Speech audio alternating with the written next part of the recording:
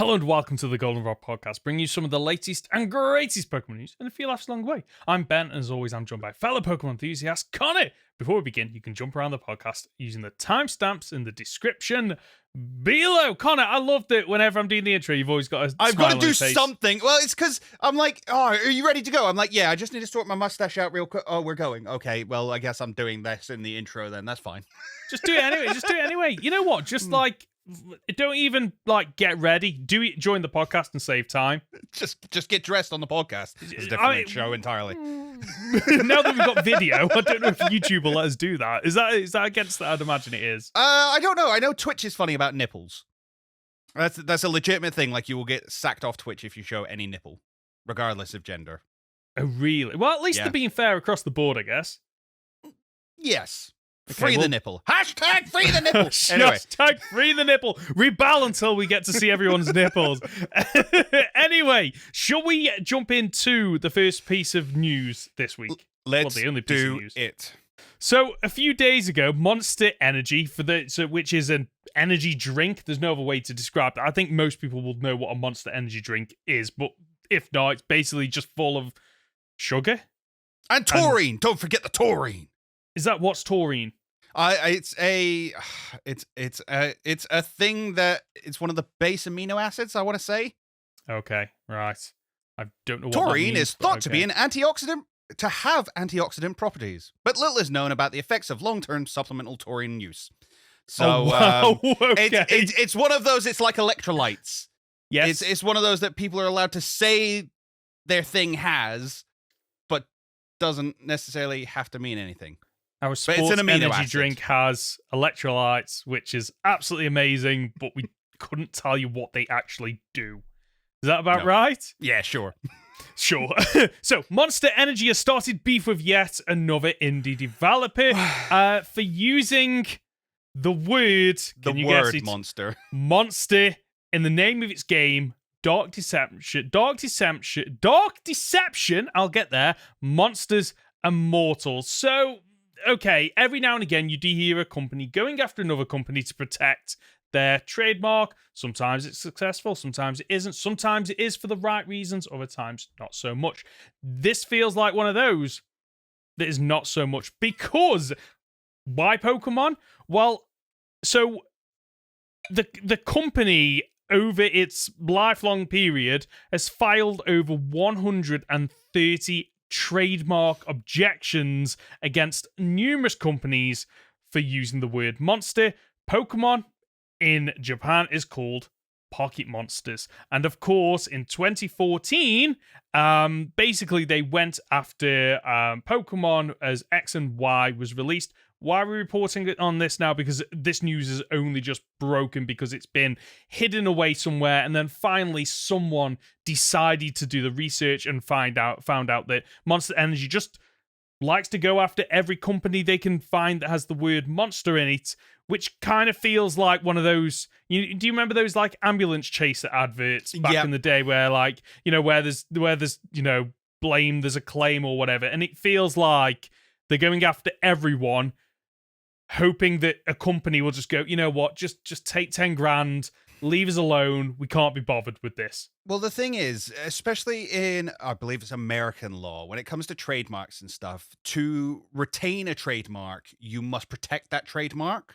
Mm-hmm. So if, for instance, somebody starts using the name Pokemon and just uses it wildly, and Nintendo doesn't do anything about it, or Game Freak doesn't do anything about it, or the Pokemon Company doesn't do anything about it, whichever one of them holds the rights. I would assume it was the Pokemon Company, but I don't know, which is why I covered my bases. If they don't do anything about that, they forfeit the right to defend it later. Oh, okay. Because they have said, no, it's okay. We have lit this slide, and therefore we have lapsed that trademark. So what you'll find with a lot of these companies is they will go after these smaller creators who sort of use their name and things like that to be like, no, I'm sorry, we have to come down on you because otherwise bigger companies can do it. And because of the way the law works, we've said that's okay by proxy.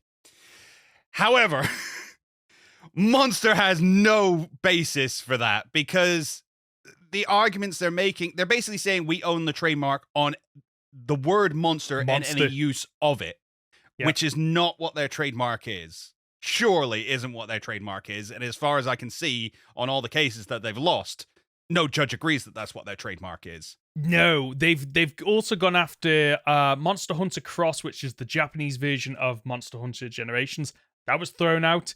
The case against Pokemon was thrown out, and I'm quoting from the findings here. No evidence has been submitted that is sufficient to find that there is reason to consider the trademark to be trademark likely to harm public order or good morals.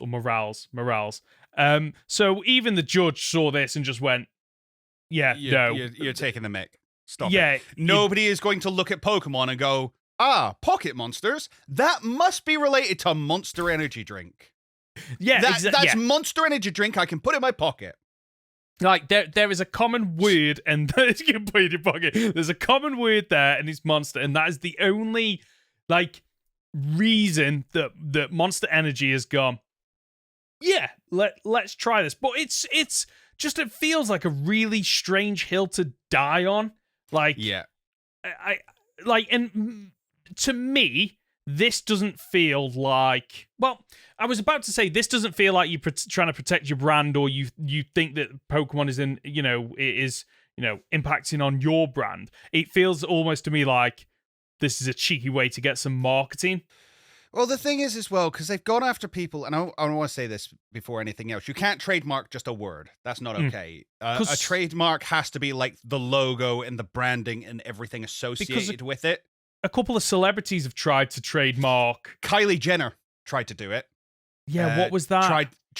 They tried to trademark the word Kylie. The name Kylie. the common name Kylie. The common name Kylie. Yeah. And Kylie Minogue came after her and was like, nope. Yes. Because if there's one of those two that you associate with being Kylie, it's Kylie Minogue, right? Yeah. But Monster have gone after, as we said, smaller indie companies who oftentimes don't have the funds to fight these battles. As much as they'd probably win, court cases can go on for extended periods of time, and the only one who really wins are the lawyers. Yeah. So some companies will just fold. And that's kind of what they're preying on. But they've gone after companies as well for their logo design. So, the 3 slashes. Yeah. They went after I think it was a sports team who were called the Something Bears and had a bear slash at the end of their logo. They were like, no, that's too similar to ours. You're clearly ripping us off. It's like, no! Not in the slightest! If anything, a bear claw slash makes more sense because bears are real. Monsters, not so much. It's really strange. I can kind of understand it in some weird logic why they're doing this, but the marketing idea that I mentioned, that doesn't make sense because the Pokemon court case was in 2014, so it's not even recent. So maybe they really do. Maybe this isn't about marketing. Maybe this is literally just, we think that them Pokemon, Monster Hunter, whatever it might be, just them existing has a negative impact on Monster Energy, which again, just strange. Yeah, because everybody's going to look at Pokemon and be like, oh, that's Monster Energy related though. Because Monster is more famous than Pokemon, the largest franchise in the world. Yes, but I would say, okay, if Pokemon was a predominantly adult franchise, there would have been a crossover by now, wouldn't there? Do you not think? I see what you're saying, because we used to have Pokemon on everything back in the day. Yes. Oh, yeah. I mean, we still have Pokemon on instant pasta and things like that. Would they do? Is energy drink brand safe enough for Nintendo?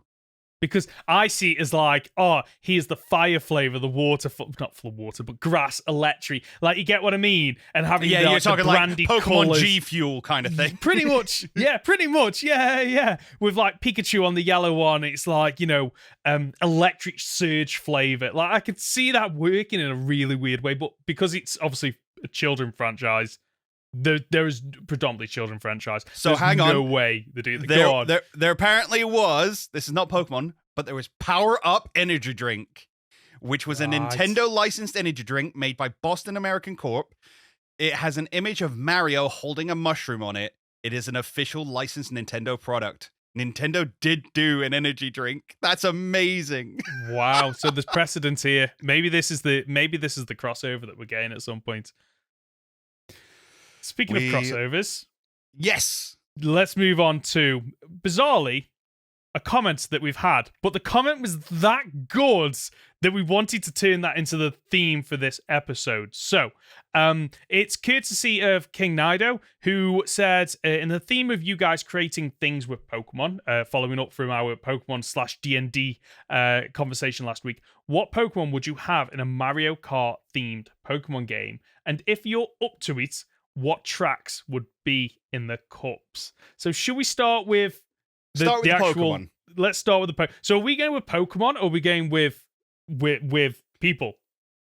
So there's a fair argument to be had here as to which one you go for. Now, I'm on the mindset that you've got to make this make sense for the lore. Yeah. So it would be, the only Pokemon racing game we've had up till now has been Pokemon Dash, which, as terrible as it is that the running one? That's the one where you had to swipe on the DS, and okay. Yeah. So it's a garbage game, but it's got Pokemon racing. So I'm thinking something like Unite, where it's a case of it's a Pokemon competition with Pokemon rather than the trainers. Because otherwise, what? You're racing around as like Red or Lance or Steven Stone, and then the Pokemon are just the background?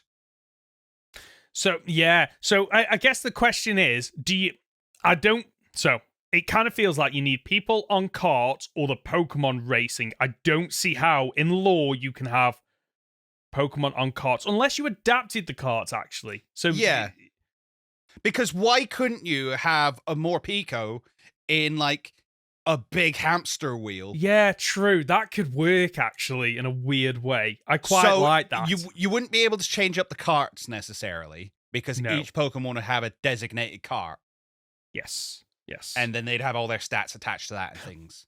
But I quite like that because I could see it being a case of, like, every Pokemon, like, while you can't customize the vehicle or whatever they use, like, each of them have pros and cons. So maybe the weapons that they unlock as they go around, or maybe some of them are faster, some of them are more durable, some of them, take longer to build up speed, but once they've built up speed on those stretches, like a Dodrio, for example, will just go past all these other. So, and I kind of feel like that would be more fun than just you pick a character and then anyone could have the same cart, like Mario Kart.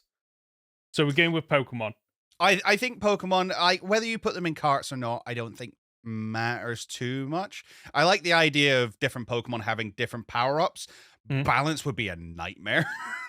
It would, but you could kind of work into it like type advantages as well, and it like maybe in a simplified way. But you could like maybe instead of it being like all the typings, it's more of a rock paper scissors kind of scenario where then you only need to worry about 2 other typings rather than the 17, 18 odd that we've got at the moment. Okay. So we're not here to design the game. We're not coming up with mechanics. It's just, what Pokemon would you like to see? Yes, what Pokemon would you like to see?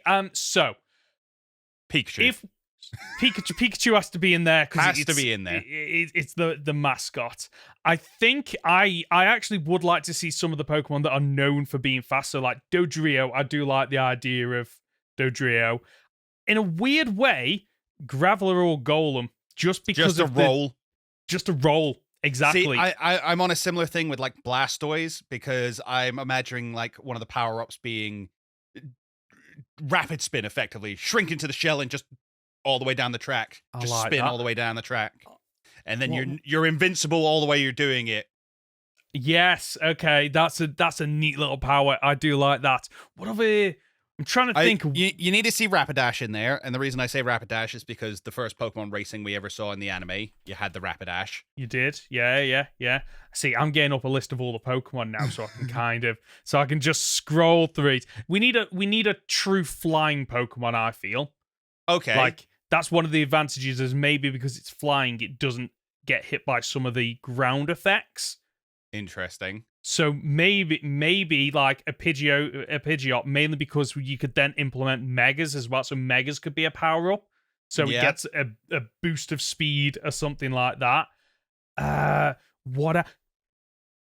or Diglett. Dugtrio was one that I was thinking of. Yep. Because it can kind of go underground. Maybe it can take shortcuts. There's your levels of invincibility that you've got. Yeah.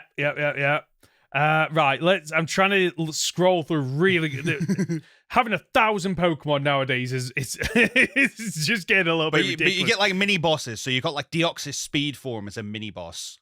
Oh, okay. So you have to battle some of these mini bosses to kind of progress the story. Yeah, I think there'd have to be mini boss legendaries. Yeah. So you're talking things like Articuno, Deoxys Speed Form. Mewtwo's got to be in there just for the sake of it. I would love to like race Rayquaza through a space level. Would be really cool. Yeah.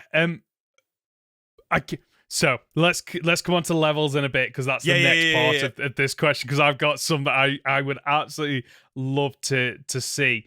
I'm only into Generation 3. We do need some of the legendaries and mythicals in there. I feel like the Latios Jirachi. Jirachi would be such a cool power-up, because it just gets this, like the Kirby star, and just shoots off up the road. It's gone, and then it just appears somewhere else. What else is there? Togekiss. I'd love to see Togekiss just flying through. I can see that. Rotom, because it's got different... Rotom could actually have a Kart form. Yes. It could actually have a Kart form, and then it could change its forms depending on the level or power-ups or something like that. Who else have we got? I mean, I'm going to skip ahead because I'm in like Gen 5 and it's taking forever at this point. Who else is there? I'm just scrolling through for the ones that are... Oh, could Aegislash work? Attack and defense form? So it's like faster in attack form, slower in defense form, but will take more hits, so you could switch that up on the go. Yeah. Yeah, there's something there. Yeah.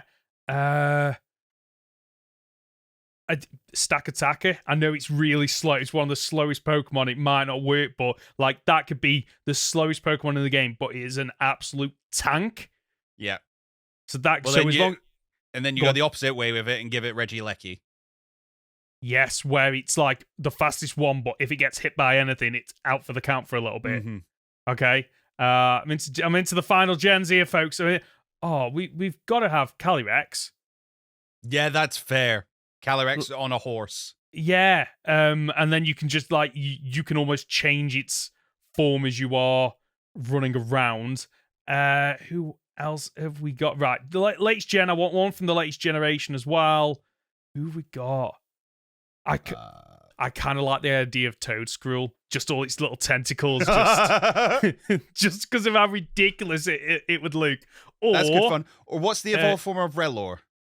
That is Rabska, I think. Yeah, it's just the guy. Oh no, because he holds it above his head. Yeah, it would have been funnier if he was on top of it. Yeah, which I think they could probably make work, maybe. Who else is there? I'm into the final parts. Brambleghast would be quite funny from the recent generations. Yes, that'd be quite nice. Okay, right. So, Donphan or one of the Paradox forms. Yeah, Iron Treads. Iron Treads would be pretty cool. Okay, right, there you go. They are your... I don't know how many we listed there. 10, 12, maybe? The point is, there's so many you could pick from, and you'd have to throw the starters in there anyway for coverage and things like that. You would. But what about tracks? Okay, I'm really excited about tracks. Okay, go on, take it away. Because there's so many locations that are just like perfect for this kind of thing. So Viridian Forest is a nice, easy intro track because there's a couple of trees that you got to get around and they designate your corners, but instead of like falling off the track, you've just got the tall grass that will slow you down if you go into it. So it's a really simple track. You can get lost in it, maybe. Maybe there's like a false turn here or there. But that's a nice, easy one. Things like Lavender Tower, or what's the one in Gen 4? What's the Ghost Tower in Gen 4? Mirage Tower? No. I can't remember. Can't remember. Anyway, the Ghost Tower in Gen 4, I could imagine you racing up and down that as spooky things are happening and stuff is shifting around. That'd be quite good. Or the old Chateau works for that kind of thing as well from X and Y. Yeah. The SSN, just driving across the ship would be great fun. Yeah. I thought about like the Battle Frontier, but if you did the whole thing as like a hub world, that works. So you'd go into the different areas and then they'd have little teleportations off to the different matches and races you could do. Lumio City, because we've already got it in Smash, the big Lumio City Tower. Yeah. You race up and down that or race around the outside of it. Geosenge Town would be really fun. And then sort of on the third lap, the ultimate weapon pops out and you have to change up the way you race through it. Tree City, all through the trees and all across the high rises and stuff like that. Sea Marvel, again, similar to the SSN, but it's got underwater sections that you got to go through and things like that. Glittering Cave, because if you're going to have a cave, it may as well be the prettiest one. And then Marine Tunnels from Black and White 2, which is like a whole underwater section, but there'll be bits of it where like water will leak in and you gotta skirt around them. Ends Castle from the end of Black and White, you know, going up and down those big pathways would be really cool and all through the inside. And then some of the big ones. These are my like out there ones. Through Ultra Wormholes. Yes. So instead of doing like 3-lap races, it's 3 sections. So, and it'll change up every time you do it because it will just take you to different parts of Ultra Space. So you got bits of it where you drive through a bit of Ultra Space and then you jump into the Ultra Wormhole and then you jump out into another bit of Ultra Space. Or, and this is what I'm really happy with, on the back of Eternamax Eternatus. Oh yeah! He's just driving along it because we don't know how big that thing. It just goes on forever. It's huge. Yeah, it is the largest Pokemon in the game. So yeah, that's my list. And what I quite like about some of them is you can kind of group them together. So one that I am so glad you didn't mention because I wanted to mention this one, but I'm amazed you didn't. The Distortion Zone. Yeah, that's actually a really good shout. That's like, a really cool shout. Just everything. So you're driving along, and then maybe at one point where you're driving along, the distortion kind of flips over. So if you are so far behind, you'll see the people either in front or behind upside down. Upside down. That'd be really cool. That would be. I would absolutely love that. I'd love to see the Kanto power plant in there. Yeah. And just the mechanics of the electric Pokemon. So you could have like electrodes rolling across the screen at certain points, and you have to kind just of as like hazards. Just think it. You could have Zapdos like coming down every now and again and dropping thunderbolts.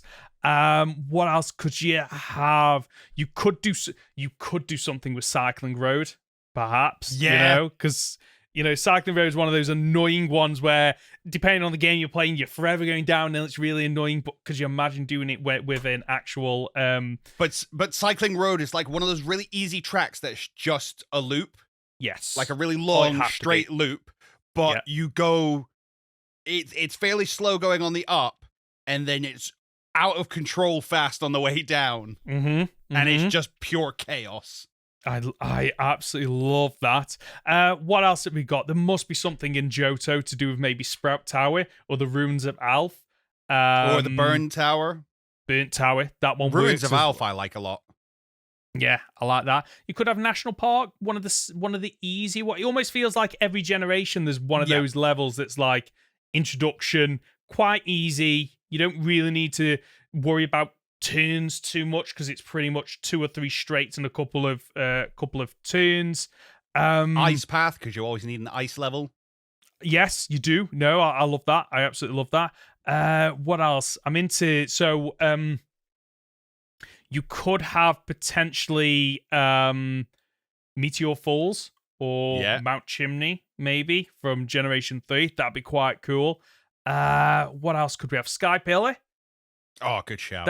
That could work because you race all the way up to the top, and then you just like you fall back down, and you have to do 3 laps of up and down.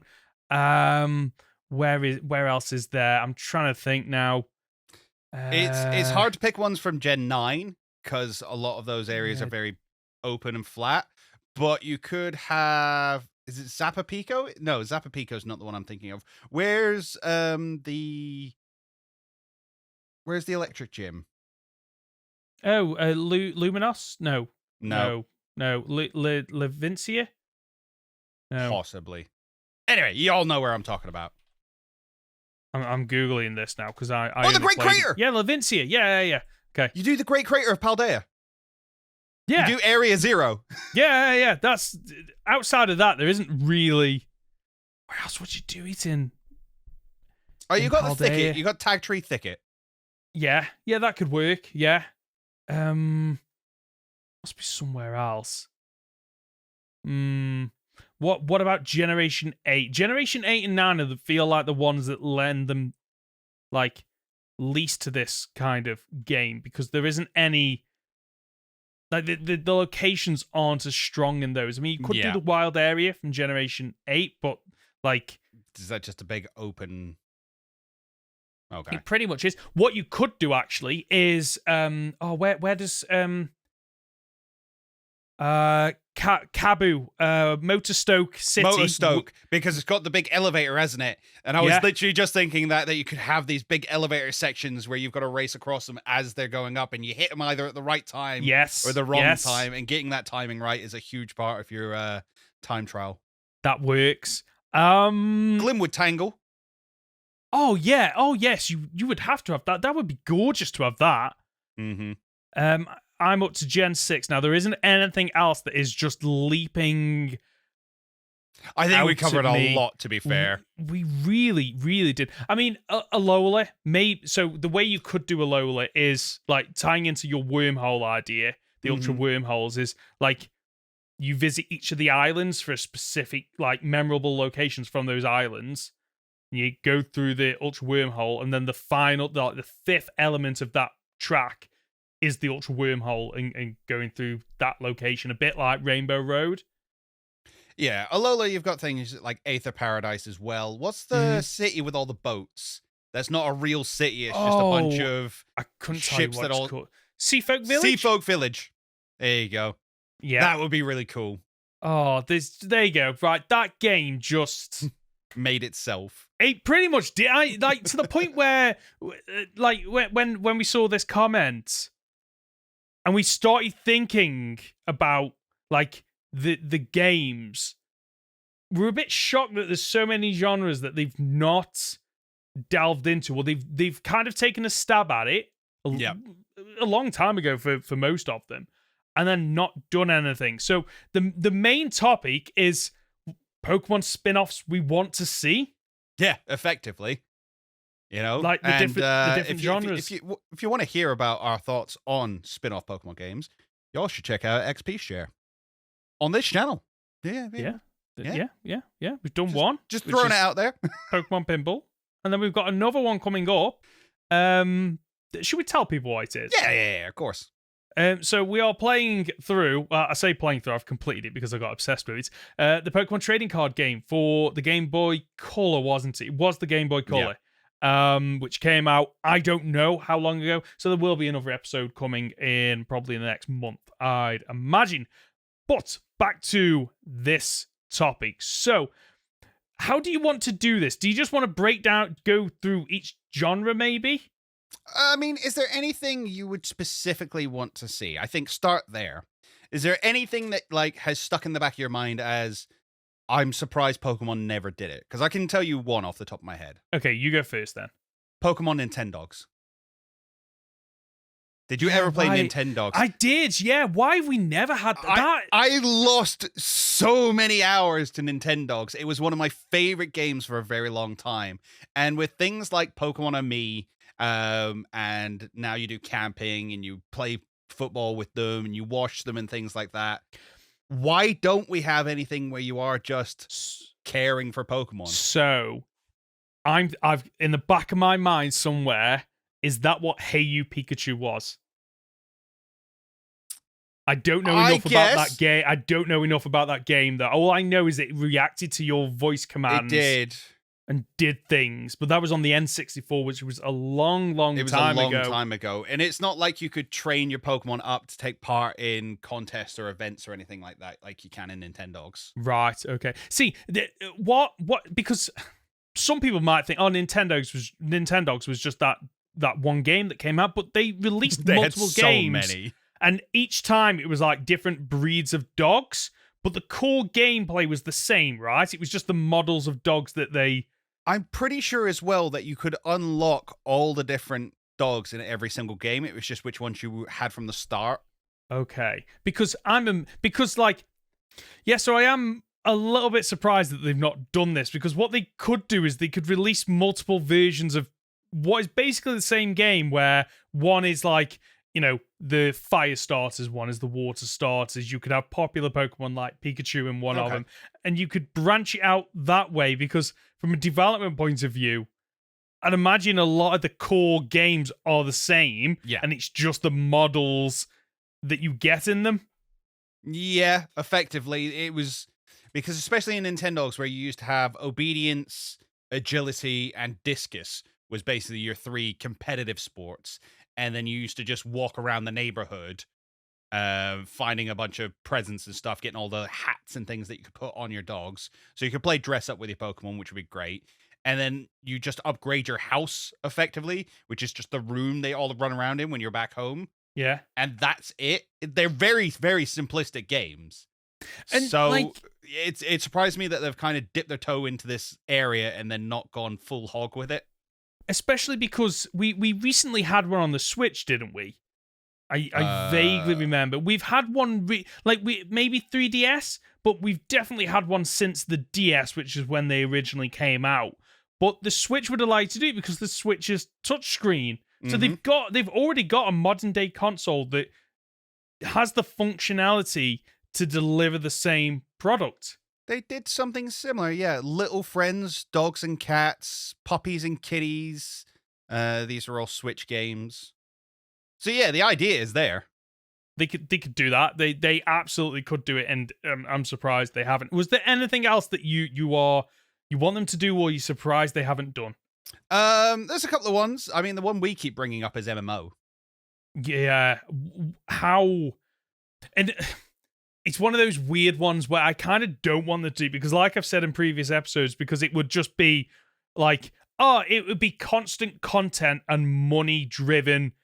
Like, okay, so you start in one area, you can explore the world, but if you want certain Pokemon, you can pay to get them early, you can pay for all these items, cosmetics. Like, it would be such a money driven game, which is part of the reason why I'm surprised they've not done it.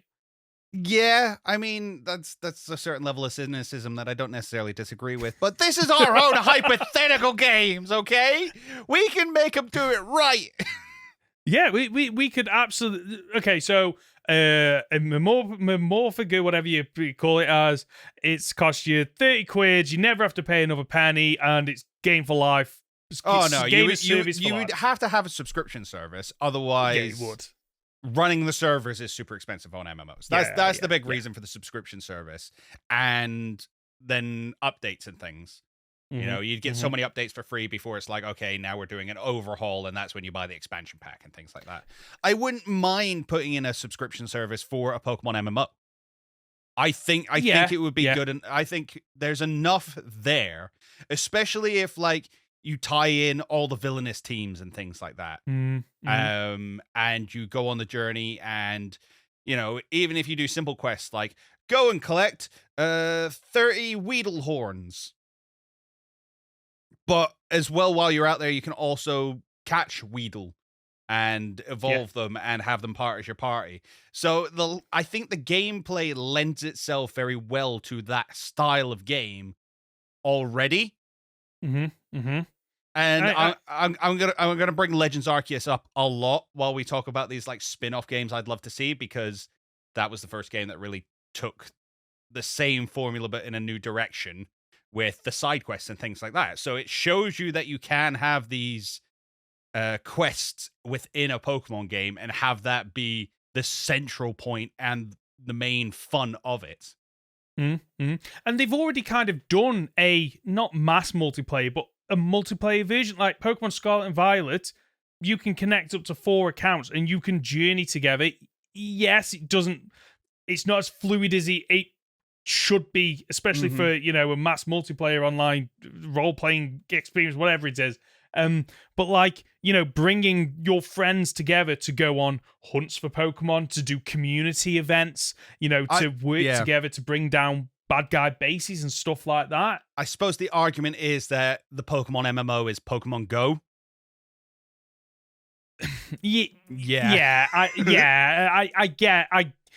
I get the comparison, but for me, a Mamorphaga would be. Am I saying that right? Mamorphaga. MMORPG.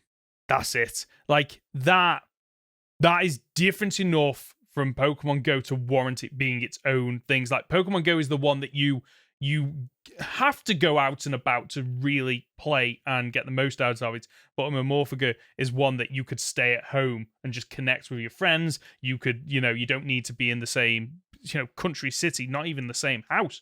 And you'd be able to play together. And that is something that lends itself to constant updates and bringing new things out over and over again. And it runs alongside the mainline games, because then, there's an argument to be made then that you don't need to get the mainline games out as quickly, because you could do content in the Mamorphaga, which then ties in with the other things. So it's almost like, there are certain Pokemon or events that get introduced in the mass multiplayer online game before it gets introduced in the, like, it's almost like a prequel to what happens in the mainline games. And then obviously you could flesh it out a little bit more. Well, it allows you to bring in these like semi-canon Pokemon back as well. Yeah. Shadow Lugia, Shadow Mewtwo. Yeah. Primal Dialga. You bring those back as raid bosses, and Pokemon is moving towards this whole like raid battle thing anyway. Why not go all out on it and be like, no, that's the game now. You gather 30 of your friends together and go on a massive raid in this dungeon. And that would work better anyway, because unlike Pokemon Go, where you can connect with randoms, but you have to be there in person, or you have to be friends and invite them. Like the way Mamorphaga would work is, there's this event going down at this location. Doesn't matter get where the clan you are. Together. Yeah, or you could just literally travel there. A bit like I spent some time playing Final Fantasy 14, and I wasn't part of a clan, but I know that like when you reach certain story levels, like you literally just jump in on your solo, and it goes, we're connecting with 3 other people that are also wanting to do this, and each of you have your special class, and then you can still progress the story even though you're playing technically as a single player. So that could be applied to this. So it doesn't matter if you're on your own, or you're with a clan, or you're with randoms. You can still progress the story and play, and it would allow you to do something that, like, which I enjoy about the anime, but the games haven't done this to any level that it needs to, of, having some of these conversations and characters meeting and how that would work. And a Mamorphaga kind of works around that, because you could, it doesn't contradict the games that are going to come out or the games that have already come out. It's almost a evolution of those storylines or certain characters. Yeah, and I think you've got it as well where although you can catch all the different Pokemon, I don't think you would. Your Pokemon that you use, you wouldn't necessarily give them commands. I think it would be more like the Let's Go feature, maybe a little bit more in depth than that. Like you'd set them up beforehand, the moves and things that they use, but then they do it automatically. And then you as a character have the class and abilities. So you could play as a healer, effectively. You could play as a Nurse Joy, or you could play as a Pokemon Ranger, and you have benefits to catching stronger Pokemon and things like that. You've got all the different Pokemon trainer classes already in there that you could mold into this class system that would really work for the game. It really would. Like, you never played Pokemon Quest, did you? And no, I bring didn't. this up because Pokemon Quest is kind of similar, where you go from start to end. You don't control your Pokemon so much as each of them have either 1 or 2 commands, and then you have like a scatter command. So if your opponent's using an area of attack, you can just scatter and avoid it. But then you have a couple of attacks for each of your Pokemon. But like, you can't just brute force it with the same Pokemon. You need to kind of bring Pokemon in and out, and eventually you get to the point where, okay, I'm going to replace that Pokemon because I've got a new Pokemon that maybe has both abilities or better abilities. And you could do something similar with Morphiga where, you have like, you've got Chansey is a healing Pokemon, then you've got Nurse Joy as the character, and they get synergy maybe. So that makes sense to bring them together because their abilities and moves complement one another. But that doesn't mean you're not forced down that route, and you can still select Pokemon, but you might not get the best out of them. Yeah, it's not the best build tree that you'll find online. So, and what I quite like about that is that's different enough from the mainline games where, like, the mainline games people won't lose interest in the mainline games because they are still their own separate thing. Because while Morphiga, I think, would work, I think if Nintendo and Game Freak ever did that, they would still go, no, we still want the mainline games, so you've got to balance that some way and not have the new Morphiga overpower it, even though a Morphiga would probably make more money. Over the long haul. Yeah. But yeah, I'm amazed they haven't done this because there have been fan made Pokemon Morphigas, which I'm surprised is still going. I'm pretty sure they're still Pokemon going. And not online MMO or something, isn't it? Yeah, I'm surprised they've not been shut down, to be quite honest with you. Is there any other games? There is. The one, the big one for me is an action adventure game. Yeah. Now, my thinking is like Legend of Zelda, but take, for instance, Legends Arceus. Yeah. And Mystery Dungeon, and smash them together. Okay, yeah. So you run around as a Pokemon, you learn moves as a Pokemon, but you're also running around in the battle. So have you played any... You played the Final Fantasy remake, haven't you? Final Fantasy 7 remake? Yeah. Similar kind of battle style to that, but you're a Pokemon.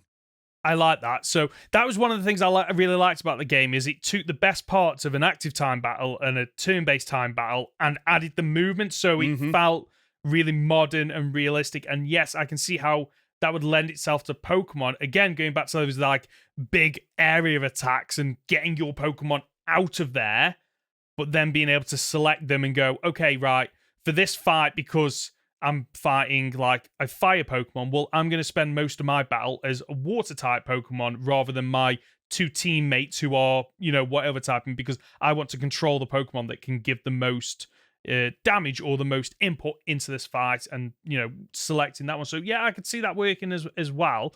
For me, because I've got a few that I'm amazed that they've not done. So I don't think we've had a tower defense game, have we? Not as far as I'm aware. No. I don't think we have. Now I'm amazed that we've not had one of them on perhaps one of the older consoles like DS or a mobile spin-off. Because that lends itself really nicely of like, okay, so I've got to stop my opponents getting to my eggs or whatever the mechanic is, but then okay, right, so I'm going to pick a couple of Charmanders because they're strong against the grass types that are coming, or Charmanders are great at hitting opponents from a distance with Ember. You could have Pokemon that bring in air support, for example, like flying Pokemon. You could have those type of Pokemon like Ferroseed or Pineco that don't really move around, but if a Pokemon comes close to them, they will take a lot of physical damage. So a tower defense game I could see work because there are so many Pokemon you could bring into that, and I do enjoy a ROM hack of it. Oh, is there? There's a tower defense ROM hack. When you Google it, that's the first thing that comes up. Similar kind of idea, and something I heard someone else mention. Much bigger creator than us. I completely forget who it was, but I'm going to steal their idea now. Where it's you take on the role of a gym leader, and you basically play like a tower defense for your gym, where you set up the puzzles, you set up the trainers, you set up what style of battle they're going to use, and then if anybody then reaches you, then it's a Pokemon battle. I like that because you could combine that with almost a like construction management simulator of the more trainers you, so there's a benefit to stopping the trainers getting to you, but if the trainers get to you then and you beat them, you earn money. You can then invest that money, whether or not it's, you know, buying healing items, whether or not it's getting extra Pokemon. So maybe you just start out with 2 Pokemon, and if you're not investing in the right things, then eventually trainers are coming at you with 6 Pokemon, and because you haven't invested the, you know, in the right, you know, field money, whatever it might be, oh, you've only got 3 Pokemon. And then over time, you could, you know, maybe part of it is, okay, so I'm going to buy some training equipment for my trainers, which means that they're more likely to weaken the opponents before they get to me. So those two, I think, work quite nice. And I swear we've discussed this before in a previous episode, but I feel like those two concepts work quite nicely together. One game that I'm not, one genre that I get why they've not done it. I absolutely understand why they've not done it, but I would love to see is some kind of horror game, because there are so many creepy ghost locations and ghost Pokemon that, like, did you ever play the Slender Man games? I did, yeah. I think I played the first one once and kind of didn't get it, but I understand the principle of it. Yeah. Or what is it? Phantasmophobia? Yeah, Phasmophobia was the one I was thinking of. That'd be really cool if, like, you know, you're a bunch of kids who sneak into what was the oh god, did you ever watch the Poketoons that came out? No, I didn't. Yeah, they're well worth checking out. They're all still on YouTube, so well worth checking out.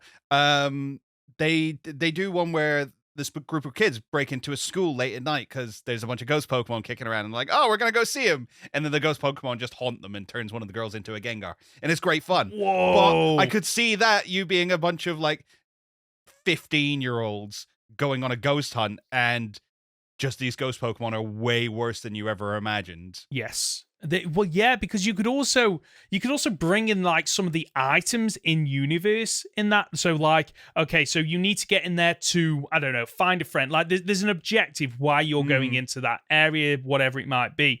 And it's like, okay, before you go there, like load up what items are you taking. And yeah, you need the Sylph Scope. You need the Reaper's Claw to distract the Duskull or whatever. Yeah.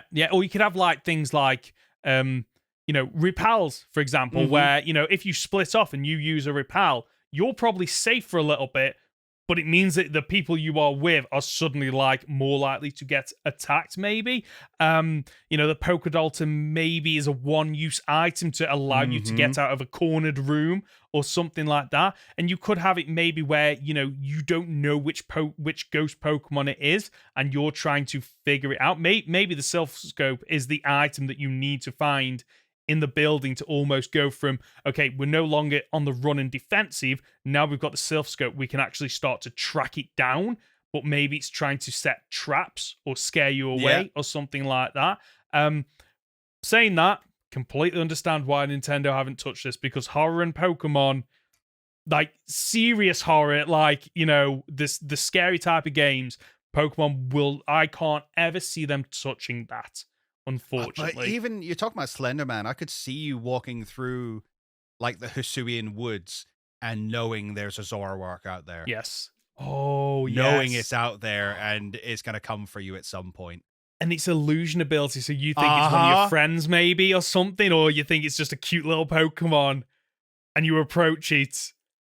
Yeah. And the transformation happens. You're like, oh, okay, right, gotta get away. What else haven't we had? A rhythm game? I don't think we've ever had one. Like, because we went through a phase where Rock Band and Guitar Hero. Okay, I see what you're saying. Were all the rage, and then from there we've had like DJ Hero.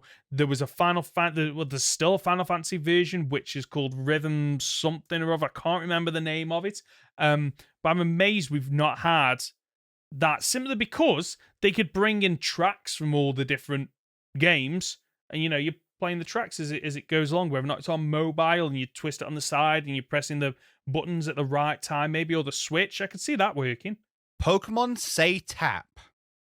What's that? Is that Pokemon Say Tap is a free mobile phone game for modern smartphones. The application is a rhythm-based game based on Pokemon trading card game. The goal is to tap Pokemon in rhythm to the music and sounds going on in the game. The song the application uses is the Japanese ending theme of the Pokemon anime at the time of the application's announcement. Can you name all the Pokemon Black and White? So it exists, just not as a full game. No. And is it a Japanese only? It definitely looks like it. Yeah, it doesn't look like there's nothing I can see. I've looked at quick glance at videos, and there's not really a lot out there, which makes me think it's either really old and hard to get, yeah, Gen 5, so it might not even be on like modern smartphones. It might be, if you've got a smartphone from that time that's got it, or maybe not even a smartphone, just a phone. A full PC version is available on the Pokemon Daisuki Club for those with accounts. This version works similarly with the smartphone version, but it has no leaderboards. There you go. So you can still play it today. Right. Okay. So I stand corrected. Okay. Right. What else is there? Okay. Right. But that being said, you're talking about rhythm games. I just want to jump on the back of that. Have you seen what's that new rhythm fighting game that they've come out with? It was really hot. It came out really recently. Had no build up to it. Oh my god, what's it called? Stall for me. Stall for you. Hi-Fi Rush. No, never heard of it. So Hi-Fi Rush was a new game that came out fairly recently. As I say, it had no build up or anything, but it's a spectacle fighter. So think Devil May Cry, Bayonetta, that kind of thing. Yeah. But if you do it to the rhythm, you get bigger and better combos and things like that. So it combines the two, which would be really cool to see. I've never seen anything like that, like a combination of the two. But like thinking about that kind of Devil May Cry Bayonetta, like a hack and slash game, there are certain Pokemon that would lend themselves really well to that. That kind of, I'm thinking of your Lucario's. Lucario was the top of my list, yeah. There's physical fighters, and you almost switch between fighting styles, maybe, or switch between typing. So you've got you can use your metal attack, your steel attacks, you can use your fighting attacks, you can use ground, you can use psychic.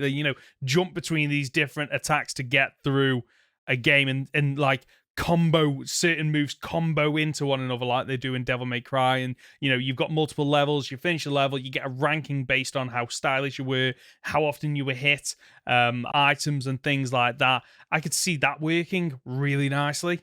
The other big one on my list is an RTS, or a real-time strategy game. Now, I know we have Pokemon Conquest, but that reminds me a lot more of, I've not played it, just as a head up, but it reminds me of, what was it? Final Fantasy Tactics? No, Dynasty Warrior Tactics. Right, okay. But similar kind of principle, I assume. Yeah, where it's more like that, rather than your Red Alert 2 or, what's the, I was going to say StarQuest, but that's not right. StarCraft, thank you. Yeah. Or the one that always comes to the back of my mind is Battle for Middle-earth 2. Which was a fantastic game if you never played it. But that was one where you can recruit heroes in and stuff like that. So you get, you can build a section, and this produces Magikarp, which you can then upgrade into Gyarados. But then you can summon in your legendary, and they'll do loads of damage and things like that. I like that. I never thought about an RTS because I used to love Command and Conquer. Red Alert 2 back in the day. Absolutely amazing. Spent way too many hours on it.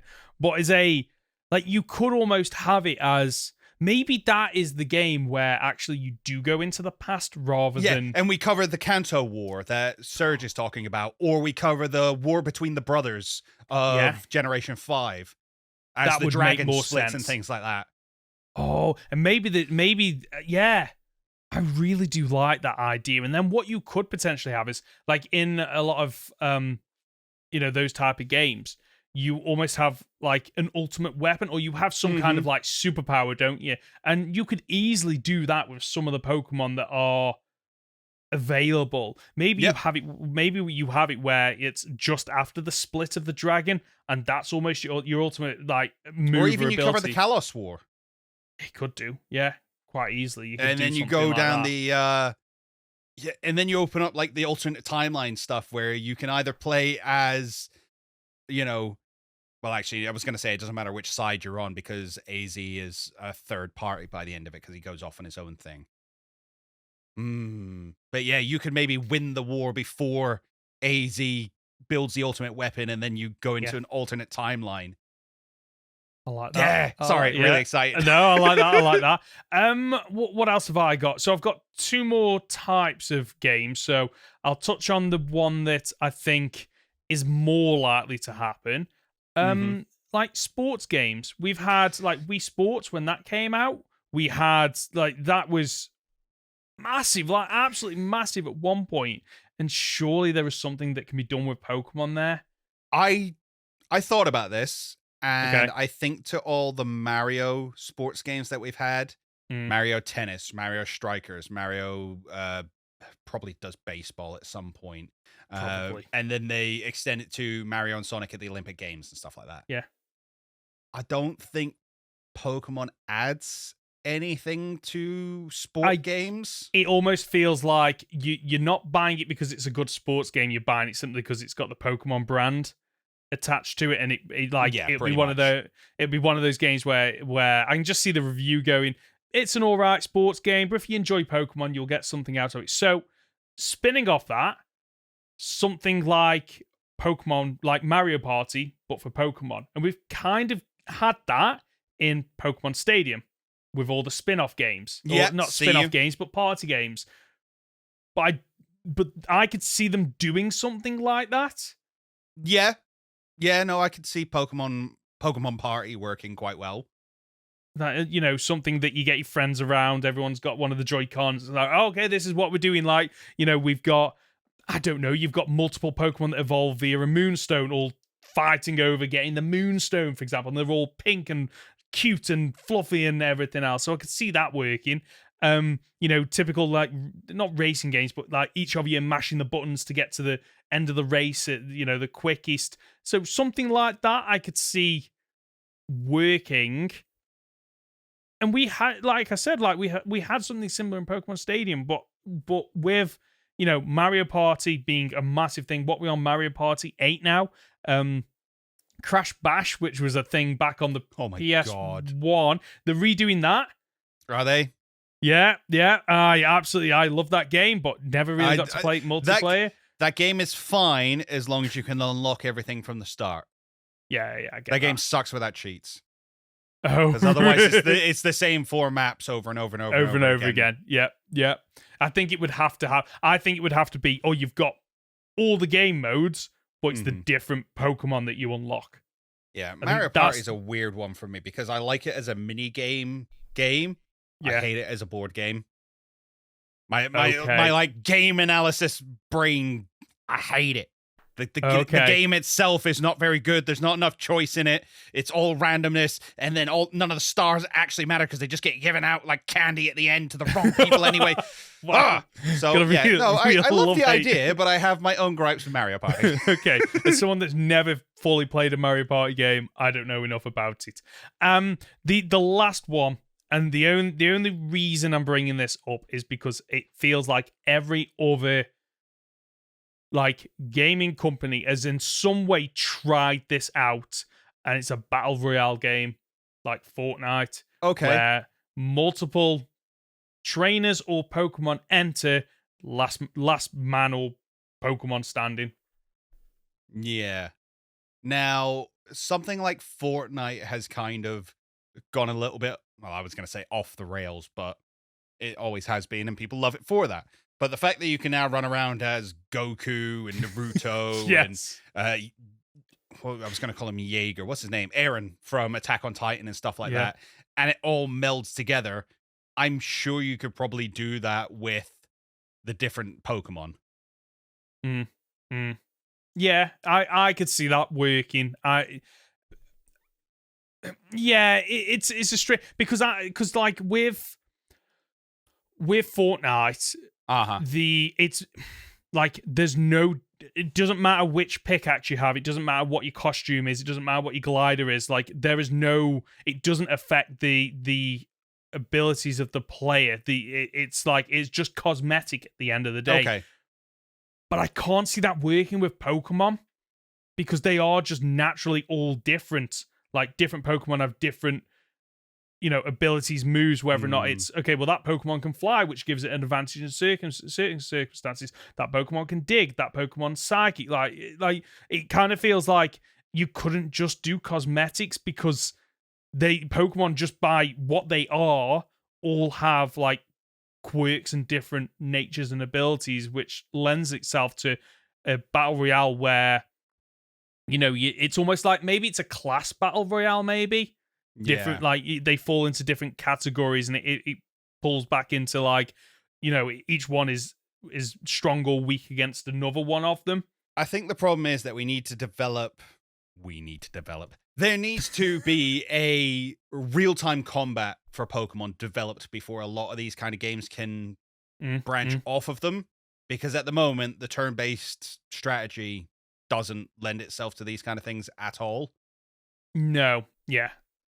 I see that, yeah. And, like, Pokemon Unite's a good example of where they've taken it and gone, turn-based won't work for this, we need to do it in, and how do you do that? And they've done it. Simplified it quite a lot. Yeah, and I really do like that. And I have got one more, just thinking about it, and we have kind of had this with the Pokken tournament, was it? Yeah, Pokken proper tournament? fighter.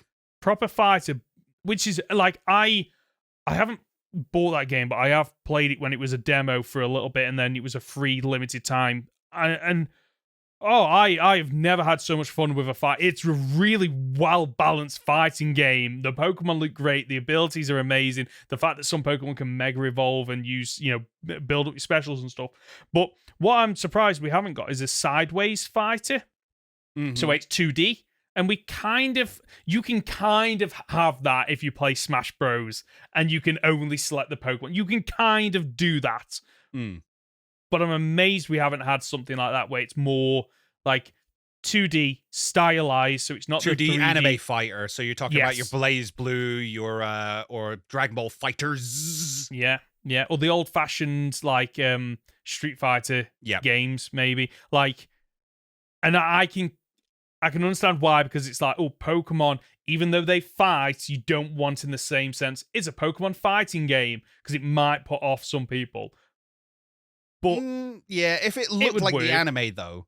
Yes, that could work. Like, if you saw Pikachu do that, we've been watching Journeys long enough now that we know what it looks like when he does Thunderbolt. We know what it looks like when he does Electro Web. If the camera flipped around and zoomed in as he did his super move and stuff like that, I'd be into it. Yeah, I think I'd really enjoy that. Have you got any others that we've not? One last one, and it's one I've kind of touched on before, and I'd never thought I'd say this, but I want a walking simulator. Okay, which is just give me Pokemon Snap free roam, effectively. Oh yeah, okay, right, okay. Where I can just go and just study Pokemon in the wild. I like that. And that feels like, to me, it would almost be like, it's not about the photography.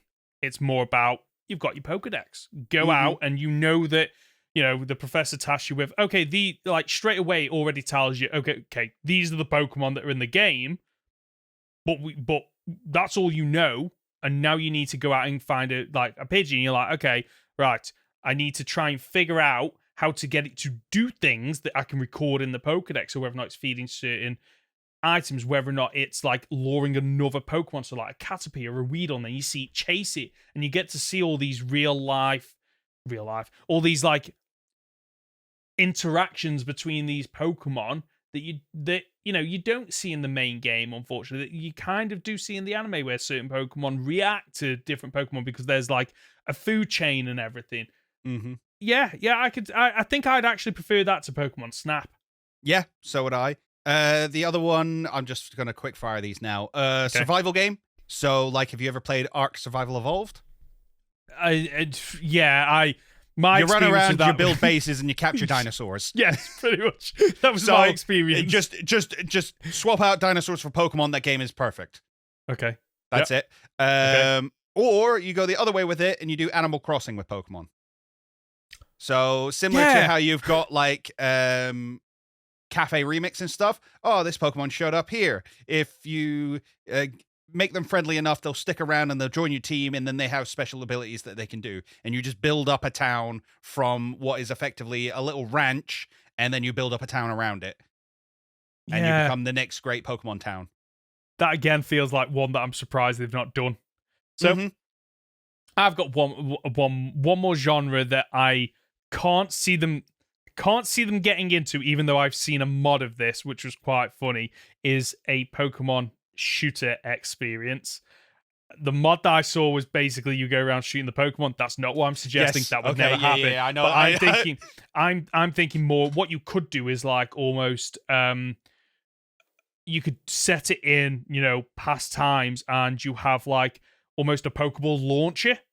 So the shooter is like, oh, I'm not actually shooting the Pokemon, I'm catching the Pokemon. So instead of throwing the Pokeball, using the guns for lack of a better word, but there are different types. So maybe one is better for up close, like scatter gun approach, like a shotgun. One for distance, sniper rifle, maybe for Pokemon that flee easily.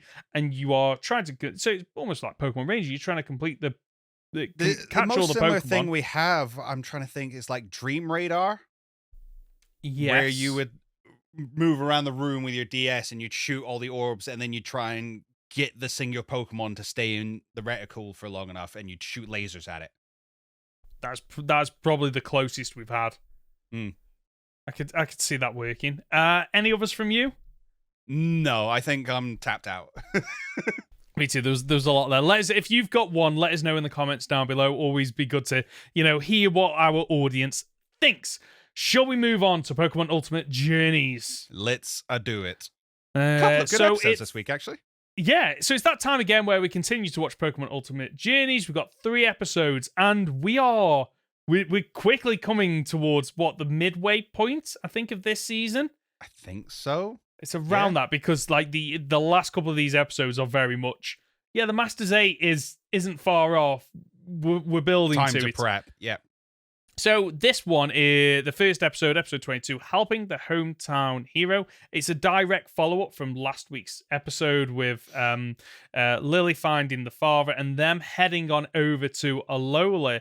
And basically, it's just a follow-up to the Sun and Moon series, right? It's literally just, let's get everyone together and have a good time.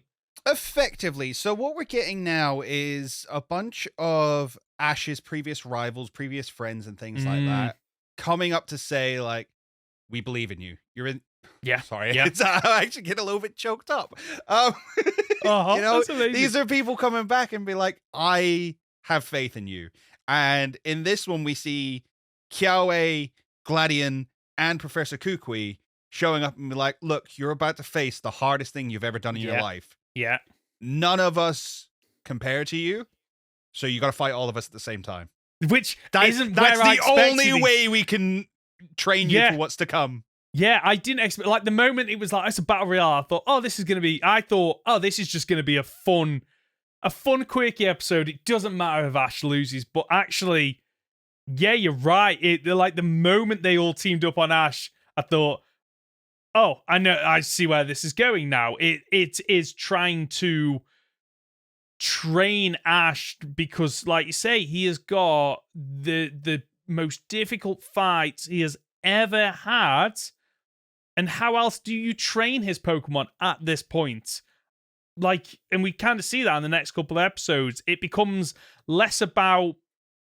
It becomes more about, okay, let's put Ash in circumstances that you wouldn't normally fall into in Pokemon battles, but you can still learn something from it. Yeah.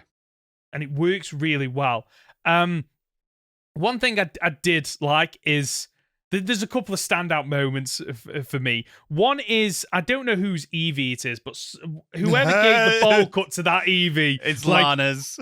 That's not fair on that Eevee. I'm sorry, but that's borderline to like Pokemon abuse. Like, that's not fair. Speaking of strange haircuts, Professor Kukui without his hat, like, yep, never seen that before, and it looks really weird. But I think it's because I've never seen it before. But is he got receding hair? Is he got a mullet? Is he got a receding hairline? I'm not entirely sure. But one of the other things is obviously the battle royale that they have.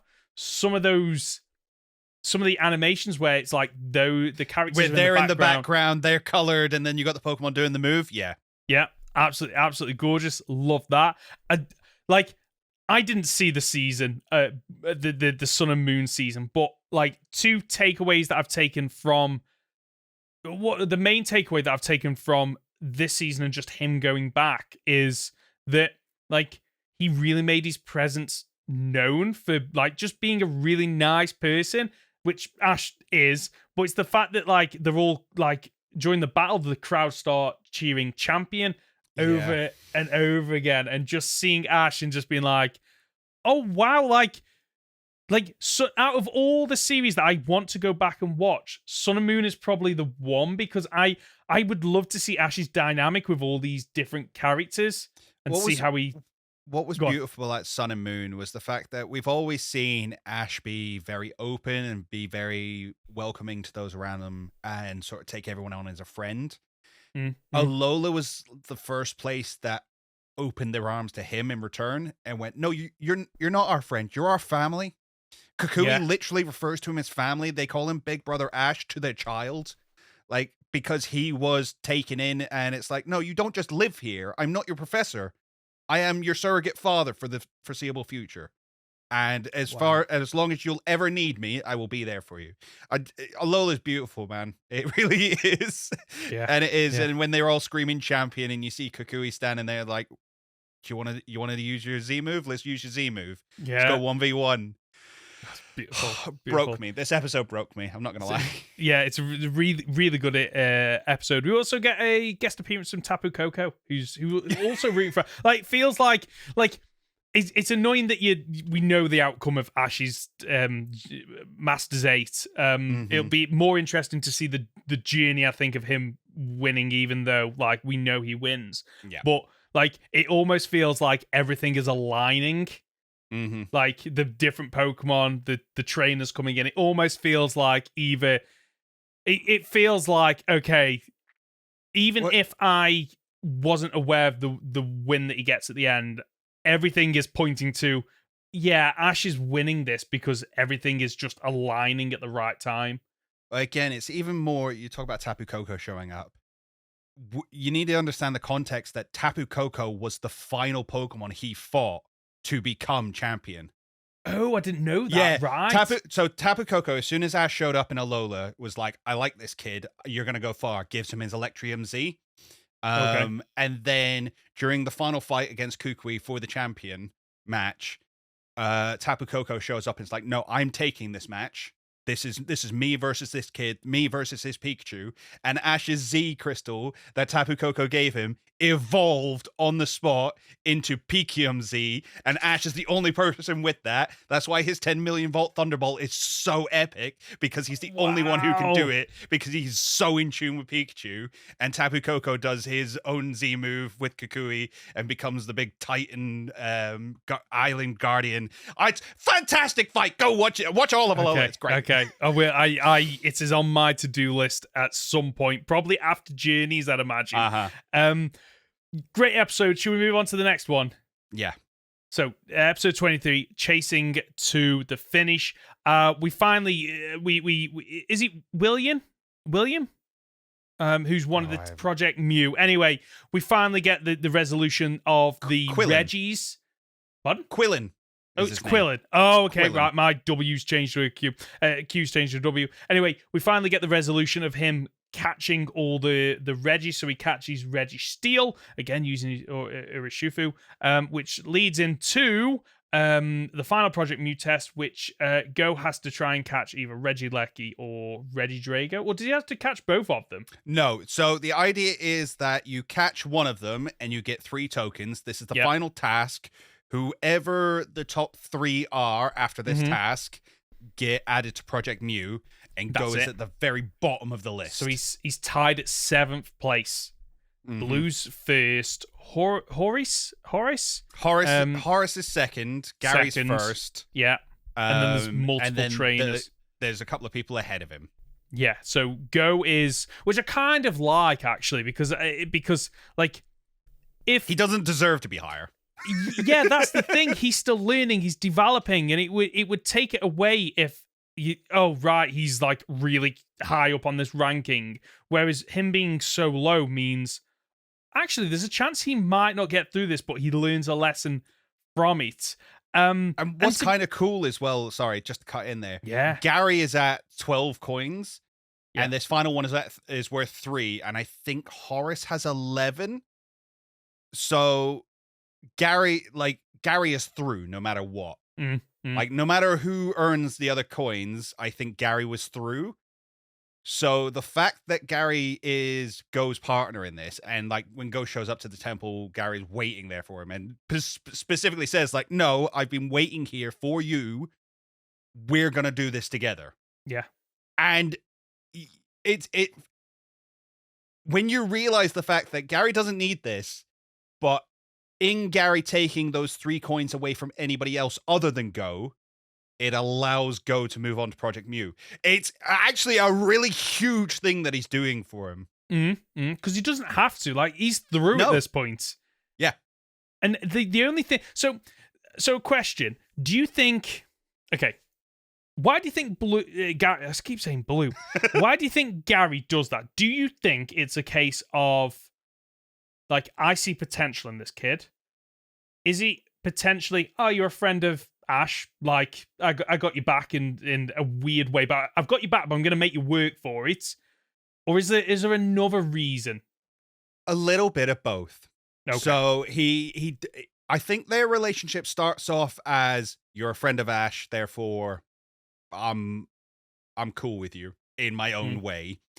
But then develops into, okay, you're actually on the same kind of research path that I am. You're not Ash's rival, as most people who travel around with him are. You're actually more aligned with me. And he does say in this, he's like, you are my rival. Which is huge, because I don't think Go earns that in the slightest. No, I'd agree with you there. I would agree. Like, rivals to me always feel like they're close. Go and Horace. I could see Go and Horace being rivals. Yes. But for Gary to turn around and be like, no, you're my rival in this, where you want to find out everything about every single Pokemon, so do I. Therefore, we have the same goal. Okay. That makes sense. Yeah, in that way, that does make sense. So we end up at the temples that we see. I don't know the name of the temples, but we see them in the Crown Tundra, where the temple's split into 2, and you have to use the different patterns on the floor to. In the games, you can choose one of the 2, whereas in this, basically, you have to do it at the same time. But before we can do that, we get 2 trainers intervene from last week's episodes, Lila and Sterling, who, like, in a weird way, work as a really powerful couple, do you not think? Yeah, like, they are. They'd make a good Team Rocket team. Yes, they really would. Yes, I can see that working really well. It's the kind of attitude of, yeah, we're the best. You're not the best, but like I can see why you think you're the best. But we're willing to do underhanded tactics to be the best. Yes. We treat you to a tag battle. So it's a one Pokemon each, 2v2. They predict Go's bring his Cinderace, but Gary predicts that they'll bring Pokemon to counter that. I don't know why Cinderace... pull, because A, they didn't know that they were going to fight him. No. And B... He used Inteleon last time. Yeah, they used Inteleon last time. They've never seen his Cinderace. The only way I can kind of justify that is, like, each of them, like... You know, there's obviously an app of some kind. You can see the rankings, and therefore you can probably get some kind of data or information on what they've done in the past. And it'd be interesting to go back and see if Go has used Cinderace in any Project Mew battles. But Gary, Gary plays like the ultimate blinder here of predicting their prediction to bring a Pokemon that counters theirs. So he brings Blastoise. And we get some, like, it's an enjoyable battle, but what is strange is, like, they're using a ground type move. Cinderace jump on Blastoise back, and Blastoise shoot them up in the air with your water cannons. Yeah. Sure, let's just apply. You're both friends with Ash, aren't you? You can tell. Yeah, let's just apply this logic. Anyway, they win. The Reggies are released, and they're off on the back foot because they're fighting the Reggies. Like, why would you not be off on the back foot? But although I really like their Pokemon pick. I really like. So Go brings Flygon. Flygon, Yeah. which is super effective against both Regieleki and Regidrago. So very good pick for him. And then Gary brings the Hatterene, which I didn't even know Gary had. Fair play. Cool addition. Why not? Kind of suits him in a weird way. It does, but just not something we've ever seen him with before. He just throws it out here. But Fairy type against Regidrago, great. Makes sense. Really smart moves. So they both kind of brought something that will take on their opponent and their starter. Yeah. And they win by typical Pokemon combo logic. tactics. They learn the power of friendship and win that way. Yeah. So we win. We catch the 2 Reggies. And in a Pokeball, which is funny because Quillen throws out all the other Reggies in Ultra Balls, and these two are like, nah, Pokeball. I got this. Pokeball will do it. Gary points out that Go is now working with others and no longer being prideful or emotional. So that's kind of being shown his development. But like to me, Go still comes across as emotional, prideful. Prideful from.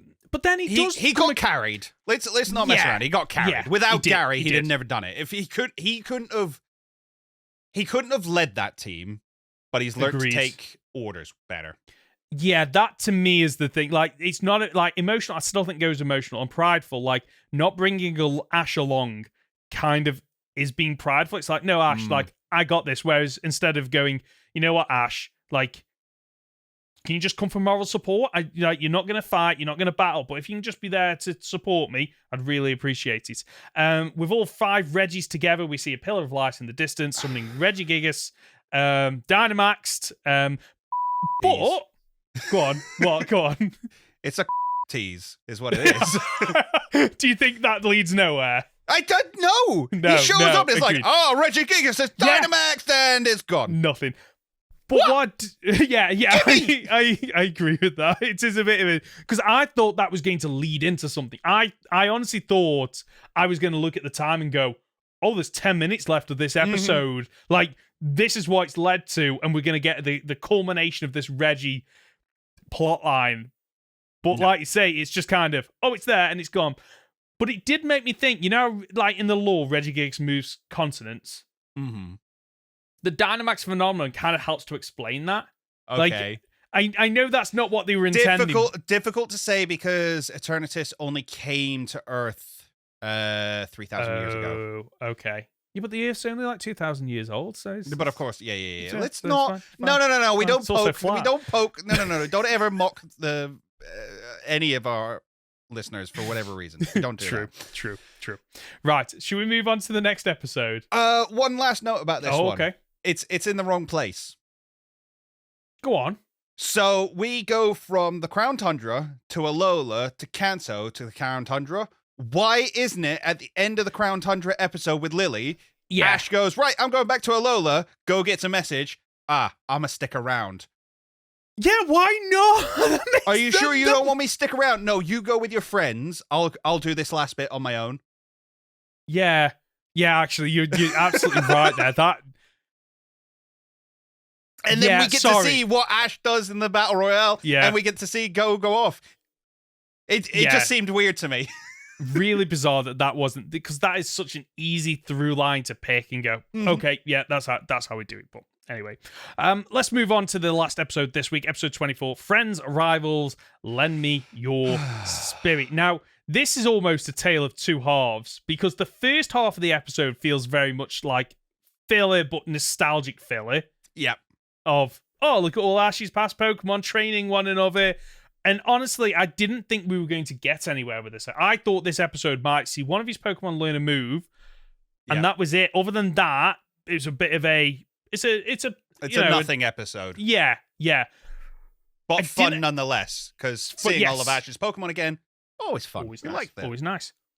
But we did get Paul appear halfway through, which isn't what I expected. I know of Paul, and I knew about the Chimchar, and I know he's from Sinnoh, and that is about where I draw the line on my knowledge with Paul. So Paul is a douche. Yes, that much I do know. And was for the longest time. Now, I was a little bit put off by the whole Chimchar story, because it's effectively the Charmander story again. Yeah. But it's taken to a much better place because Paul sticks around as the rival. We see Paul is effectively what happens if you have real life online battlers in the Pokemon world. He cares about abilities and he cares about IVs. Right. Okay. So basically, so he catches like a bunch of Starly and turns around. It's like, you're not strong enough. You're not strong enough. So you're released, and I'm going to train up this one, which is not the wrong attitude to have, but it's not the one that is very much promoted in the anime. Is he? Yeah. Is it moral? Is it ethically right? Probably not. But we all like competitive Pokemon battlers do it in the games, because it's just digital assets. They don't really care. If you wanted to be the best trainer in the anime. It's about the connection, not about the individual strength of the Pokemon. And, Ash learns, because Paul's trying to, especially with the Chimchar, trying to pull out its Blaze ability, which Blaze is, once you're down to a certain level of damage, you instigate Blaze and that kind of stuff. And Diamond and Pearl is really good at bringing in a lot of the abilities and things like that more to the forefront. And yeah, it was a cool journey with Paul. And obviously, eventually, they didn't become friends, but it was a case of, all right, you might be right in your way of thinking. I'm not saying I was wrong, but you might be right in your way of thinking. Bye. Right. That makes sense. So we get a battle. I didn't expect a battle in this episode. We get Paul Ash challenges Paul, doesn't he? And I think Paul offers it. Because he sort of turns around and... Because the whole point is that he's prepping Ash. Much in the same way as the Battle Royale was a case of like, all right, we're going to do everything we can to prep you for the biggest battles of your life. Paul kind of shows up to do the same thing. Yeah, I can't help but feel like this... Like, watching the episode through to completion, like, when Paul appears, he's like, oh, this is a happy coincidence. But actually, it's not a coincidence. No, not in the slightest. Like... How Paul knows Ash is going to be there, I don't know, but he doesn't because Professor Oak invites him. That's it. Right, so Paul shows up because he's doing research and things like that, and asks Professor Oak a couple of questions, and then I assume there's some level of collusion between the two. It's like, oh, I hear Ash is in the Masters 8. Do you think he's ready? And Oak goes, well, do you want to find out for yourself? And invites him down. Yeah, and that's shown in like. The Pokemon he brings very deliberately are Pokemon that the Masters 8 use, and they even bring it out. Gyarados is used by Lance, Metagross is used by Steven, and Garchomp is used by Cynthia. So, like, those three Pokemon, depending on how the matchups work, Ash could very easily end up battling at least one, if not all of them. And I won't go too much into the actual battles, but the main highlights are obviously Gengar learning Will-O-Wisp, which plays a major role in being able to beat Metagross. Lucario learns Bullet Punch. Yes, and Lucario seems like the three battles that went on, I don't know if Lucario seems the most competent or Gyarados was the weakest, but like that matchup, it definitely felt the most comfortable. Yes, it really did. Like, Lucario is, like, really does come across as such a competent fighter in Ash's team. Yeah, so Ash has had... Although Ash's ace has always been Pikachu and always will be Pikachu, I think every single generation, every single series, he's had a new ace. So the easiest one would be, it was Charizard originally. Charizard was the trump card that you pulled out. And then in Kalos, you had the Greninja. Yeah. I think there's been an argument for Lycanroc in Sun and Moon, but he had such a good team in Sun and Moon, that's hard to say. But for Journeys, I definitely say it's Lucario. Lucario is his ace Pokemon beside Pikachu. Yeah, agreed. Yeah. It almost feels like all the others, if you're watching the episodes and he's having a fight, all the other Pokemon, like, there's a chance they could lose against the first Pokemon they're thrown out against. I don't get that feeling from Lucario. Lucario feels like the one that, if you send him in, he'll always win that fight. He might be on his last legs, but he'll always win that fight, and then you bring him out later on to kind of maybe get a second win, or you stall out or something like that. It was it was an enjoyable episode overall, and I'm glad it wasn't just a nostalgia bait episode of, look at all of Ash's old Pokemon, and like, oh, that was the episode.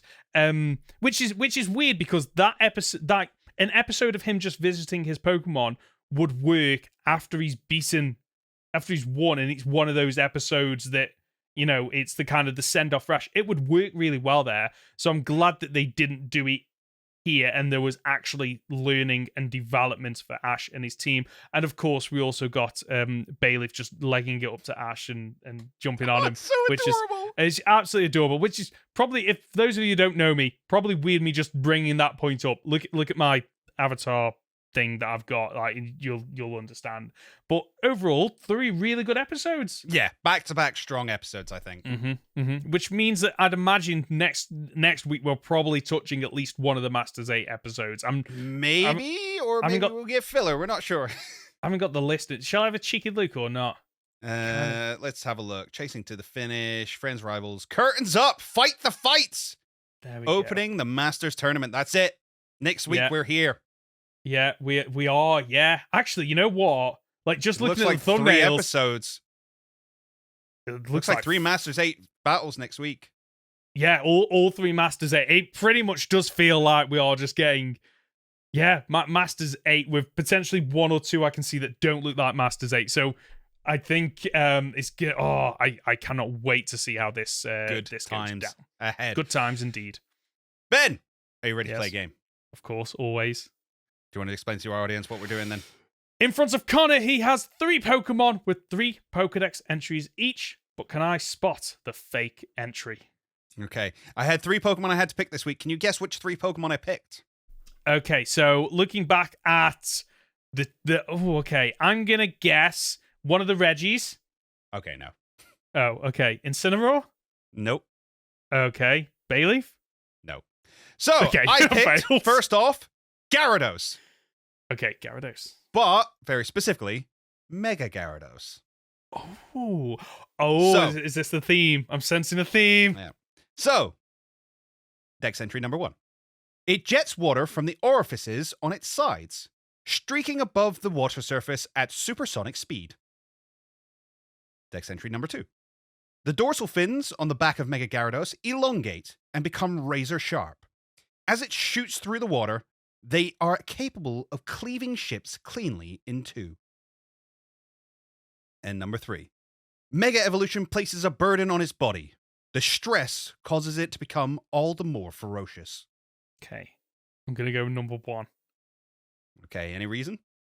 What I know about the Mega Evolution Pokedex entries is they feel a lot more extreme, and they stress damage or uncomfortableness for the Pokemon. And the first one was the only one that didn't kind of either go, it's really dangerous, or it's a burden on the Pokemon. So that's why I went with the first one. That's fair. That is a genuine thing that happens in the Mega Evolution Pokedex entries, but not with this one. That was indeed accurate. That was a real Dex entry. No! Yeah. The fake What one was number fake one? 2. No! Oh, no! So there is a Pokedex entry about it cutting ships in half, but it's just it ramming through them. Okay. Nothing to do Wow. with the dorsal fin. I was so confident. Yeah. Oh, Dex no. or Pokemon number 2 is Garchomp, but very specifically, Mega Garchomp. The process of Mega Evolution caused its arms to form into scythes. The immense pain of this transformation sends Garchomp into an uncontrollable fury. Number 2. Its disposition is more vicious than before its Mega Evolution. Garchomp carves its opponents up with the scythes on both of its arms. And Dex entry number 3. Its arms and wings melted into something like scythes. Mad with rage, it rampages on and on. Okay. I'm pretty sure number 3 is accurate because I remember seeing in a video that the scythes kind of melt and fuse and everything, which makes you think, so it's 1 or 2, so I've got a 50-50 shot. Number 1 was about the Fury, wasn't it? Mm-hmm. And number 2 was about it's more Vicious. like vicious. So, okay. I'm going to go with number 1's the fake entry. Number 1 is the fake entry. Okay, Well done. Right. Okay, good. I've not got 0. Nope. And the third question is Metagross. Third Okay. question. The third Pokemon is Metagross. But, Okay. very specifically, Mega Metagross. Okay. Mega Evolution further boosts its already astounding intellect. It uses this more developed brain to devise the most cruel ways to defeat its opponent. Dex entry number 2. This form results from 1 Metagross, 1 Metang, and 2 Beldum linking up. Okay. And Dex entry number 3. When it knows it can't win, it digs the claws on its legs into its opponent and starts the countdown to a big explosion. Number 2 feels like the odd one out because it's like, it's a Mega Evolution. So, like, in game, there is no kind of, like, there is no other, that mechanic doesn't function in the game. No, okay? Literally, you just need the one. But Metang has been said to be 2 Beldum, and then Metagross is 2 Metang. Yeah, which is like why it makes me think that it feels so wrong that it's actually right. But I don't know if this is like a double bluff or something. So, and the third one I think is legitimate. I think it's between 1 and 2, and I'm gonna say 2 knowing you're gonna say 1. You are correct. You said 2 knowing it was going to be 1. It is 1 indeed. Oh, no. That's so annoying.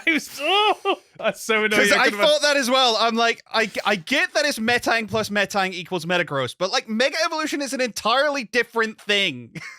Yeah, that's a really weird one, but well done. I'm glad you picked Megas because that was really fun. I really enjoy the Pokedex entries. I think we covered for Megas. Gyarados before, which was why I was a little bit worried. Oh, okay. You thought I was going to... Yeah, it just happened that all 3 of those Pokemon had Megas, so I was like, yeah, all right, let's go for this. I like that. I really did like that. Should we move on to comments and questions, even though we've already had one? We did the big one, but yeah, what else you got for me? So we've got one from Tony over on YouTube, but this might be a go away and think about it because I can't think of one. So what's one of your favorite, most hyped moments in any series or franchise? And with the power of hindsight, how would you improve it and make it better? I mean, mine is always going to be like the big anime pools. So Super Saiyan 1, Super Saiyan 2, Goku and Gohan, respectively. Ichigo's first Bankai. Those are the big ones I can think of off the top of my head. Okay. What would make them better? Not much.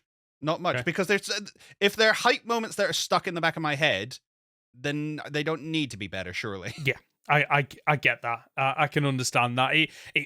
So for me, the one that that comes to my head off is probably the portal scene from Avengers Endgame.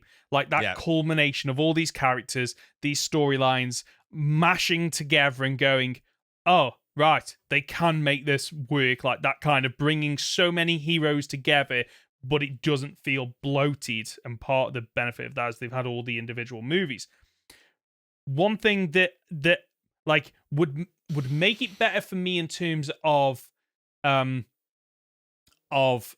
like fan, like just me as a fan and enjoying it, but would probably make it worse as a movie is seeing some more of these characters come together and talking to one another, like seeing the interactions between, you know, we didn't get to see Thor and Drax, which I think could have worked really well in those two kind of meshing off one another a lot more, because we only touched on that slightly in Infinity War. So some of these more like character interactions and having them speak to one another and how that would work. But the movie was already, 3 hours long? I was going to say, and I don't think that adds to that moment anymore. No, that's it, which is... But there's no way you can do that because, like, a lot of those heroes coming back is, like, snap of the moment. So you can't have those interactions. And there is one deleted scene where during the battle against Thanos, a lot of the heroes end up in, like, this kind of, like, trench and start discussing battle tactics. And while it's great to see these characters talking with one another, it doesn't work because it takes you out of this big epic fight where it feels a bit disingenuous because you've got all these like no faces, like the different like Ravagers and the different people from Doctor Strange's Comitage, I think it is. Like they're all dying up there, but you're okay just coming down here to discuss a battle plan. Feels a bit disingenuous. Doesn't work, but I would like to have seen more of that. If you've got a comment or question, you can reach us by leaving a comment on our podcast on YouTube, by emailing goldenrodpod@gmail.com, by leaving it on our Discord channel, or by using the hashtag goldenrodpod on Twitter. And you know what? If it's a really good question about Pokemon, who knows? Might become a whole episode like Nido Kings, or King Nidos even. Plug section, just very quickly, my Cyclozar only video is now out on YouTube, where I attempt to beat Pokemon Scarlet and, Pokemon Violet with just a Cyclozar. Not as easy as I thought it was going to be. I did that thinking, it won't take me long to pump out the video because it'll be quite easy. Was not easy in the slightest. Currently, also on YouTube, I've got my Pokemon Infinite Fusions series going on. Absolutely loving it. It's so much fun. I didn't think I was going to enjoy it past the first couple of episodes because I did 2 restarts because I was still trying to figure it out more than anything. But I'm really enjoying that. The analytics are doing really well, and hopefully it gets me closer to that, monetization, which I'm really looking forward to. And that's the show. And sorry, just because I already asked Conor if he wanted to plug anything, he said no before the episode, so I'm not being rude, okay? That's the show for this week. If you've gotten this far, you're just a top dollar, aren't you? Conor, where can we find you? You can find me on my YouTube channel at Captain Fidget, or on Twitter at CapFidget. I'm Ben. You can find me as Professor Hoenn Gaming on YouTube and Professor Hoenn on Twitch. No, Twitter, not Twitch, Twitter. Do you not do Twitch anymore? I'm basically at the point where I'm getting fiber on Friday, so I want to go back into YouTube for streaming. Okay. Makes sense. I just can't do it on the internet connection I've got because YouTube flags loads of error messages. As for the Goldenrod Podcast, you can find us on the usual platforms. Search for Goldenrod Podcast on YouTube or on your usual podcast app. Leave a like on YouTube or a 5-star review if you're listening as a podcast. We'll be back next Friday for another week of Pokemon podcast content. See ya!